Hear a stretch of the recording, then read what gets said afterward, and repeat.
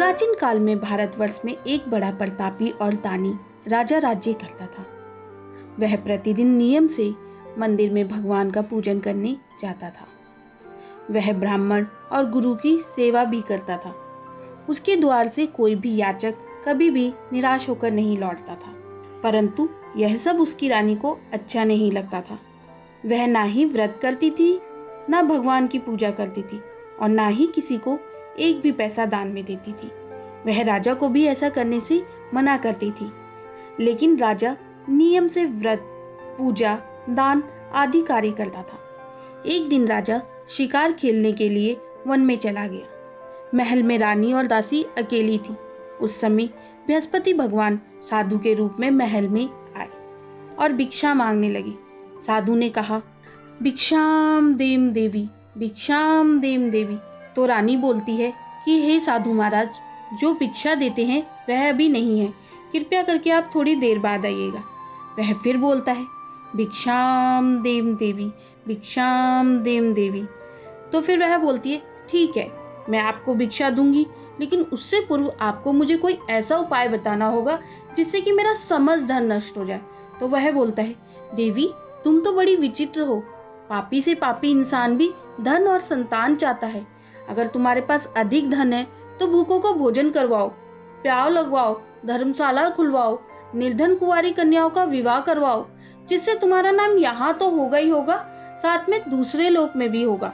तो वह बोलती है, हे साधु महाराज, मुझे ऐसे धन की आवश्यकता नहीं है जिसे मैं सबको बांटती फिरती रहूं। तो फिर साधु महाराज कहते हैं, देवी जैसी तुम्हारी इच्छा। गुरुवार के दिन अपने केसों को धोना, राजा को कहना हजामत करवा कर आए, भोजन में मांस मदिरा का सेवन करना, जिससे कि तुम्हारा समस्त धन नष्ट हो जाएगा। रानी ऐसा ही करती है। 3 गुरुवार ही बीतता है कि उसके समस्त धन नष्ट हो जाता है। रानी और राजा दोनों भोजन के लिए तरसने लगते हैं। तब राजा रानी से कहता है, रानी देखो, यहाँ पर तो मुझे सभी मनुष्य जानते हैं, इसलिए मैं यहाँ कोई भी कार्य नहीं कर सकता हूँ। मैं दूसरे देश जा रहा हूँ, मैं वहीं कोई कार्य करूँगा। तो रानी बोलती है, ठीक है। अब राजा दूसरे देश चला जाता है। जब राजा दूसरे देश जाता है तो इधर रानी और दासी को कई रोज भोजन किए बिना हो जाते हैं। तब रानी दासी से कहती है, दासी पास के नगर में मेरी बहन रहती है, जा तू वहाँ से 4 छेर बेशर मांग ला। तो दासी रानी की बहन के पास जाती है। उसकी बहन उस समय बृहस्पति भगवान का पूजन कर रही होती है, जिसमें ना ही कुछ बोलते हैं ना ही उठते हैं। वह बार बार बोलती है कि मुझे तुम्हारी बहन ने 4 छेर बेशर लाने के लिए भेजा है। लेकिन जब किसी प्रकार का कोई उत्तर नहीं मिलता तो वो लौटकर वापस आ जाती है और वह रानी से कहती है, रानी तुम्हारी बहन तो बहुत घमंडी है, वह छोटे लोगों से बात नहीं करती है। तब रानी दासी से कहती है कि दासी बुरे वक्त में ही अपने और पराये का पता चलता है। तभी रानी की बहन पूजा समाप्त करने के बाद सोचती है, मेरी बहन की दासी आई थी, मैंने उसे कोई उत्तर नहीं दिया, कहीं वह नाराज तो नहीं होगी। तो फिर वह रानी के पास जाती है और बोलती है, बहन उस समय मैं बृहस्पति भगवान का पूजन कर रही थी, जिसमें ना ही कुछ बोलते हैं और ना ही उठते हैं, बोलो दासी क्यों भेजी थी। तो वह बोलती है, बहन तुम तो मेरे घर की स्थिति जानती ही हो। तो वह बोलती है, हाँ मैं तुम्हारे घर की स्थिति जानती हूँ, पर बृहस्पति भगवान सबकी मनोकामना पूरी करते हैं, देखो शायद तुम्हारी भी की हो।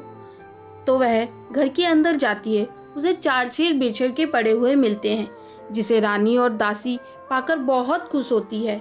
तब दासी रानी से कहती है, रानी देखो, वैसे भी हमें कभी भोजन तो मिलता है और कभी नहीं मिलता है। इससे बढ़िया अगर तुम अपनी बहन से इस व्रत की विधि पूछ लोगी तो हम दोनों किया करेंगे और हमारे सभी कष्ट दूर हो जाएंगे। तब रानी बोलती है, ठीक है। तो रानी अपनी बहन से इस व्रत की विधि पूछ लेती है। उसकी बहन बृहस्पति भगवान के व्रत की पूर्ण विधि रानी को बता देती है।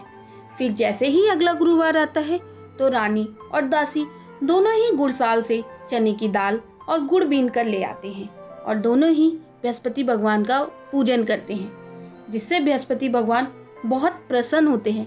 पर रात्रि में पीला भोजन कहाँ से आवे, पर उन्होंने बृहस्पति भगवान का व्रत किया होता है, इसलिए बृहस्पति भगवान 2 सुंदर थालों में पीला भोजन लेकर आते हैं और रानी के दरवाजे पे खटखटाते हैं।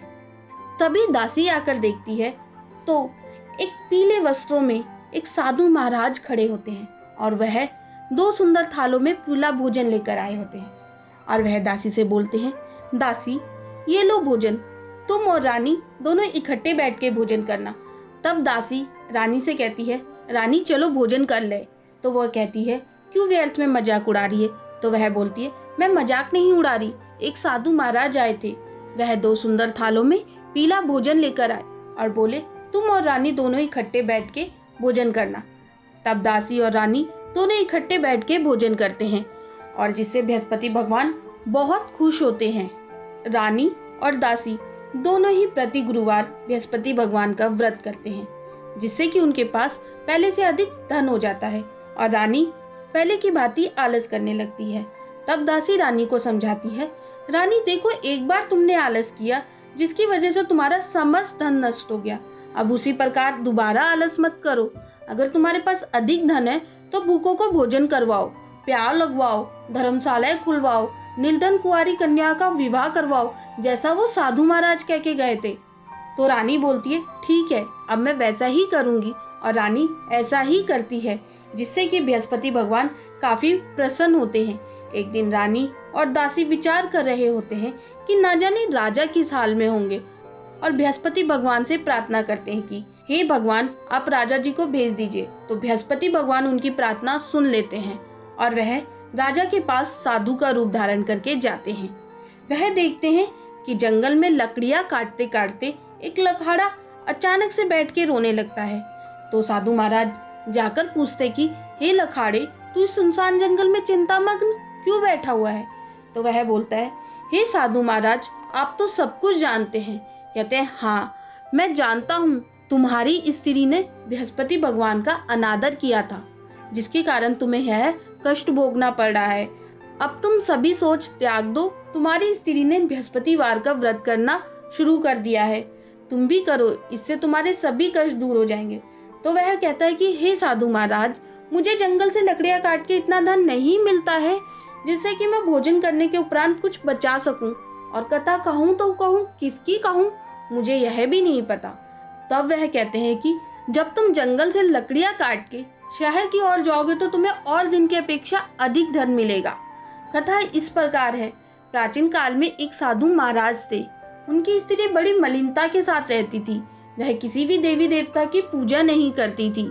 साधु महाराज अपनी स्त्री को काफी समझाते थे, लेकिन उन पर किसी भी बात का कोई असर नहीं होता था। कुछ समय उपरांत साधु महाराज के कन्या रूपी रत्न पैदा हुई।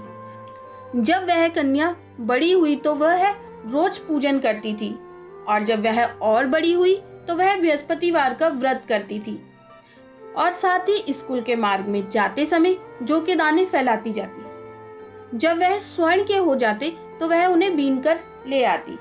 एक दिन वह उन सोने के जौ को सूप में साफ कर रही होती है, तभी उसका पिता देखता है और कहता है कि पुत्री सोने के जौ को साफ करने के लिए सोने का सूप होना चाहिए। अब कन्या ने यह बात अपने मन में लगा ली होती है और वह बृहस्पति भगवान से प्रार्थना करती है, हे भगवान अगर मैंने आपकी पूजा सच्चे मन से करी है तो आप मुझे सोने का सूप दे दीजिए। तो बृहस्पति भगवान उसकी प्रार्थना सुन लेते हैं, और जब वह स्कूल के मार्ग में जौ के दाने फैलाती जाती है और उन्हें जब बीन कर लेकर आ रही होती है तो उसे सोने का सूप पड़ा मिलता है। तो वह उस सोने के सूप को घर ले आती है और उस सोने के सूप में सोने के जौ को साफ करती है। तभी उस राज्य का राजपुत्र वहां से गुजर रहा होता है। कन्या रूपी रत्न के कार्य को देखकर वह मोहित हो जाता है और महल में जाकर भोजन जल आदि सब कुछ त्याग देता है। जब यह बात राजा को पता चलती है तो राजा उसके पास दौड़ा दौड़ा जाता है और कहता है कि पुत्र तुम्हें किसी प्रकार का कोई कष्ट है या फिर तुम्हें किसी ने कुछ कहा है? तब वह कहता है कि पिताजी मुझे किसी ने कुछ नहीं कहा, मैं तो उस लड़की से विवाह करना चाहता हूँ जो सोने के सूप में सोने के जौ को साफ कर रही थी। राजा को बड़ी हैरानी होती है, लेकिन वह फिर भी बोलता है, ठीक है पुत्र, इस प्रकार की कन्या का पता तुम लगाओ, मैं तुम्हारा विवाह उससे अवश्य ही करा दूंगा। वह जाकर सारा हाल मंत्री को बताता है, मंत्री सारा हाल ब्राह्मण को बताता है। ब्राह्मण विधि अनुसार कन्या रूपी रत्न का विवाह राजकुमार से करा देता है। अब कन्या रूपी रत्न के जाने के बाद फिर से घर में गरीबी का निवास हो जाता है। अब ब्राह्मण और ब्राह्मण की स्त्री दोनों भोजन के लिए तरसने लगते हैं। तब ब्राह्मण दुखी होकर अपनी पुत्री के पास जाता है। पुत्री पिता की दुखी अवस्था को देखती है तो वह काफी सारा धन देकर विदा करती है। अब कुछ समय सुखपूर्वक बीतता है, लेकिन फिर से वही हाल होता है। तो ब्राह्मण फिर से अपनी पुत्री के पास जाता है। जब ब्राह्मण अपनी पुत्री के पास जाता है तो पुत्री कहती है, पिताजी आप माताजी को लिवा लावे। जब वह अपनी पत्नी को लेकर जाता है तब उसकी बेटी उसे समझाती है, माता सुबह स्नान करके पूजन करके फिर भोजन किया करो और गुरुवार के दिन बृहस्पतिवार का व्रत किया करो, जिससे कि तुम्हारे सभी कष्ट दूर हो जाएंगे। वह ऐसा ही करती है जिससे कि वह पुत्रवान धनवान बनके इस लोक के सुख वैभव को भोग के दूसरे लोक को चले जाते हैं। और इतनी कहानी कह के साधु महाराज भी वहां से अंतर्ध्यान हो जाते हैं। जब साधु महाराज वहां से अंतर्ध्यान हो जाते हैं तो लखाड़ा जंगल से लकड़ियां काट के शहर की ओर जाता है और उसे और दिन के अपेक्षा अधिक धन मिलता है, जिससे कि वह बृहस्पतिवार के पूजन की सामग्री लेकर आता है और बृहस्पतिवार का पूजन करता है, जिससे बृहस्पति भगवान बहुत खुश होते हैं। अब जैसे ही अगला गुरुवार आता है तो लखाड़ा बृहस्पतिवार का व्रत करना भूल जाता है और उस राज्य के राजा के यहाँ विशाल यज्ञ होता है। उसने यह घोषणा करी होती है कि समस्त जनता मेरे यहाँ आकर भोजन करे। जो इस आज्ञा को नहीं मानेगा उसे फांसी की सजा दी जाएगी। तो लखाड़ा थोड़ी देर से पहुंचता है तो राजा उसे अपने महल में लाकर भोजन कराता है। रानी का हार खुट्टी पे लटका होता है, लेकिन उस समय दिखाई नहीं देता है। तो सभी मनुष्य सोचते हैं कि रानी का हार इसी मनुष्य ने चुराया है और लखाड़े को जेल खाने में डलवा देते हैं। अब लखाड़ा जेल खाने में जाने के बाद विचार करने लगता है, ना जाने पूर्व जन्म में कौन से पाप किए थे जिसके कारण यह दिन देखने को मिल रहा है, और उसी साधु महाराज को याद करने लगता है जो उसे जंगल में मिले थे। तो बृहस्पति भगवान साधु महाराज का रूप धारण कर कर आते हैं। बोलते हैं, हे लखाड़े, तूने बृहस्पतिवार का व्रत नहीं करा, जिसके कारण तुझे यह दिन देखने को मिल रहा है। अब तू सभी सोच त्याग दे। गुरुवार के दिन तुझे जेल खाने के दरवाजे के बाहर 4 पैसे पड़े मिलेंगे, जिससे तू बृहस्पतिवार के व्रत की सामग्री मंगवाना और पूजन करना।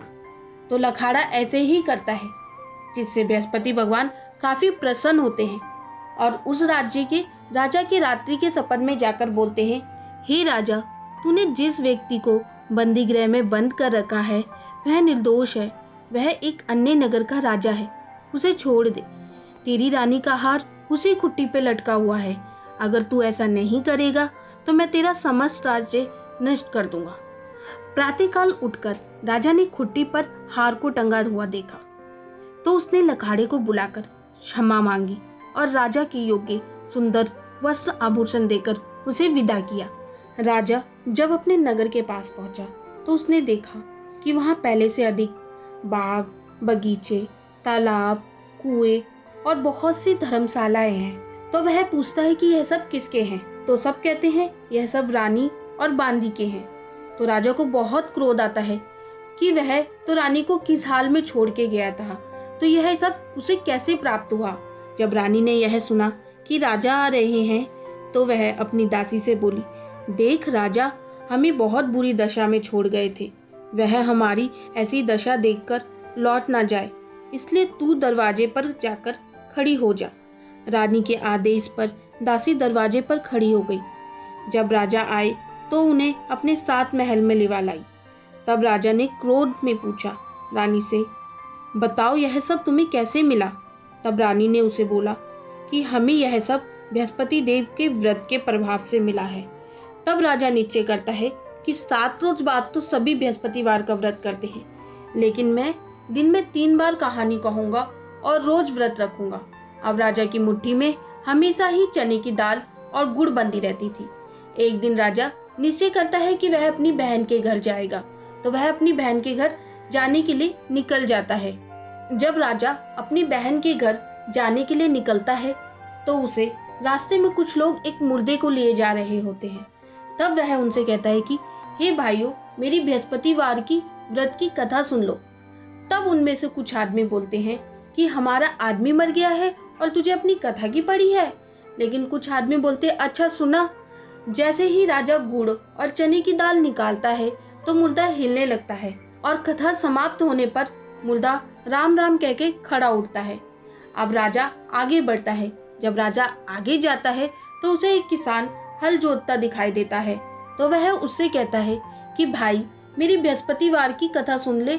तो वह बोलता है, जितनी देर में मैं तेरी कथा सुनूंगा उतनी देर में मैं 4 हरैया जोत लूंगा, जाकर अपनी कथा किसी और को सुनाना। जैसे ही राजा आगे बढ़ता है, किसान के पेट में जोरों का दर्द शुरू हो जाता है और बैल भी पछाड़ खाकर गिर पड़ता है।